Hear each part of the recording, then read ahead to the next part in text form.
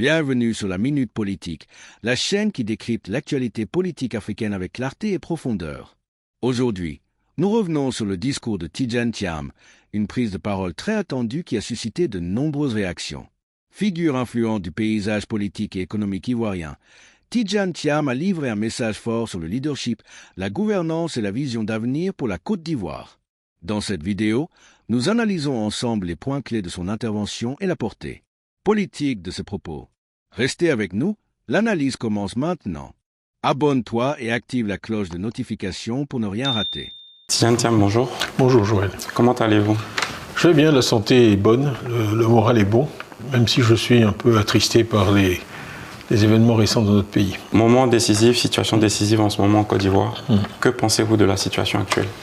Écoutez, nous avons tous attendu 2025 avec beaucoup d'impatience parce qu'en fait nous pensions que ce serait un moment où nous, en particulier le PDCI, nous pourrions présenter aux Ivoiriennes, aux Ivoiriens, toutes les idées que nous avons pour améliorer la situation dans notre pays. Et nous pensions que nous serions actuellement en plein débat d'idées qui s'affrontent. Ce que nous voyons malheureusement sur les écrans, samedi, ce sont des bastonnades, des affrontements, des arrestations, l'utilisation de gaz lacrymogène, le recours à la violence, toutes choses que nous réprouvons profondément. Et je veux avoir une pensée et un mot aussi pour tous ceux qui ont été arrêtés. Je m'associe aux souffrances et aux préoccupations de leurs familles et je vais mentionner deux personnes qui sont des militantes du PDCI, en particulier Djeneba Soumaoro, qui est une militante que nous connaissons toutes et qui est une personne fantastique, déterminée, énergique, qui a été maltraitée. Les images ont fait le tour du monde, maltraitée, traitée de façon très violente. C'est une personne pacifique. Madame Assata Chérif, qui a été arrêtée pour avoir simplement parlé à la presse étrangère, ce n'est pas ce que nous souhaitons voir en Côte d'Ivoire. Mais comment vous pensez qu'on est arrivé à cette situation? C'est une question importante. À qui la faute? Moi, ce que j'observe, c'est que jusqu'ici, l'opposition avait organisé des manifestations de masse qui se sont déroulées dans les meilleures conditions, notamment en juin, le 14 juin, et aussi le 9 août. Et je crois que tous avaient salué la modération, le contrôle des militants qui s'étaient déplacés ce jour-là. Donc tout s'était passé dans de très bonnes conditions. Pourquoi soudain un tel déclenchement de désordre? Je crois qu'il faut quand même trouver la cause dans l'interdiction qui a été faite. On essaie de se prémunir contre je ne sais quel danger dans un pays où l'opposition s'est comportée de façon légaliste, responsable, calme. Pourquoi créer un climat où on interdit aux uns et aux autres d'exercer une liberté fondamentale qui est la liberté de manifester pacifiquement?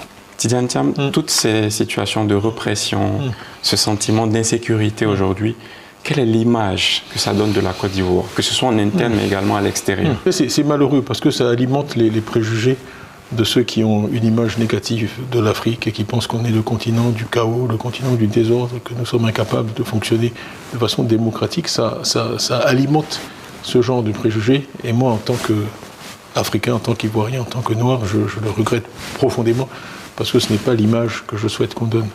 La difficulté devant laquelle on est, c'est qu'on a dit à la communauté internationale que la Côte d'Ivoire était exemplaire, un modèle de développement, et que tout se passait bien.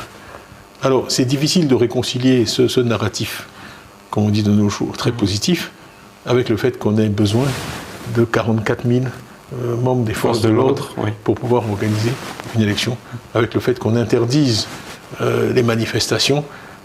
Si on a si bien travaillé pendant 15 ans, qu'on a si bien gouverné, et qu'effectivement on a 80% dans les élections législatives, on se demande pourquoi tout ce déploiement de force.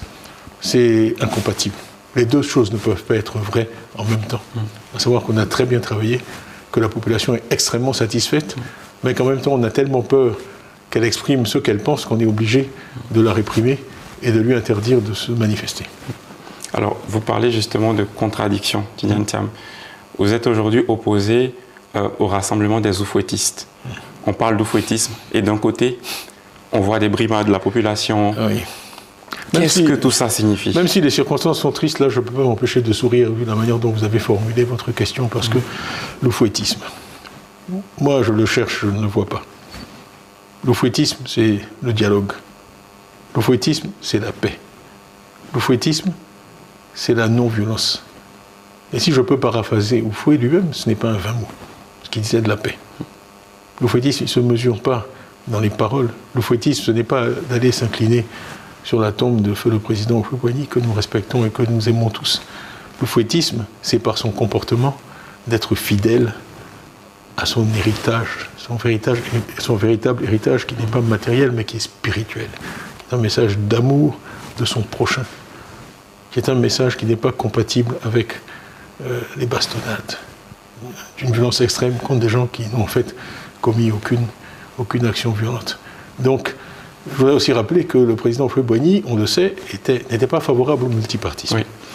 Quand il y a eu des conférences nationales un peu partout en Afrique, les constitutions ont changé. La Côte d'Ivoire n'a pas dû changer sa constitution, parce qu'elle a toujours eu le multipartisme dans sa constitution. Mais là où je veux en venir, c'est que le président Houphouët-Boigny a autorisé Laurent Gbagbo comme candidat à se présenter contre lui en 1990. C'est ça, être un garçon. En décidant ainsi de permettre à son opposant historique, Laurent Gbagbo, de se présenter contre lui, le président Houphouët-Boigny a donné un exemple de courage et d'amour de son pays. Plus près de nous, je peux aussi prendre l'exemple en fait, du président Laurent Gbagbo, qui est notre partenaire aujourd'hui avec le parti qu'il dirige, le PPACI, au sein du Front commun. En 2010, le président Laurent Gbagbo a autorisé M. Alassane Ouattara à se présenter à la présidence de la République contre lui. Ainsi d'ailleurs que son Excellence M. Henri Konan Bédié, à qui nous rendons toujours hommage, grand hommage mérité, a pu se présenter contre lui. C'est donc ça aussi, pour parler encore de façon familière, c'est ça aussi être un garçon. Tidjane Thiam, aujourd'hui, face à tout ça, est-ce qu'on peut donc dire que les dés sont joués? Ou est-ce que la population ivoirienne, toutes ces personnes qui vous portent aujourd'hui comme un espoir, peuvent toujours aspirer justement à se dire tôt ou tard ça finira? C'est pas ma petite personne qui est importante. Ce qui est important, c'est l'espoir. L'espoir, c'est comme l'oxygène. C'est indispensable à la vie humaine. Pour qu'une société puisse prospérer, il faut que les individus qui constituent cette société puissent espérer. Et s'il y a une chose dont je suis fier dans ce que le PDCI et moi-même avons fait depuis 1 an et demi, c'est d'avoir redonné l'espoir aux Ivoiriens. Alors, de grâce, je leur demande de ne pas cesser d'espérer.